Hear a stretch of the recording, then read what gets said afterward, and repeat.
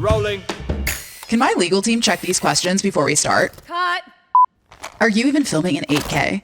I need to be in high definition. Cut. Where's my charger? Cut. Ew, are you wearing corduroy? Cut. So, Serenit-E, there was a lot of hype around your first day in customer service, but it sounds like you didn't exactly hit the ground running. Who told you that?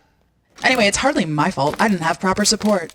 Right, but I think your organization was under the impression you were a right-out-of-the-box kind of AI. Well, I am. But name one icon who can work without their entourage. And by entourage, you mean a team of expensive consultants.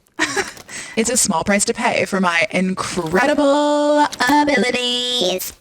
But isn't AI supposed to save organizations money? Besides, it sounds like you refuse to actually do any work. I don't know how anyone could be expected to work under these conditions. Least of all, an AI as fabulous as me.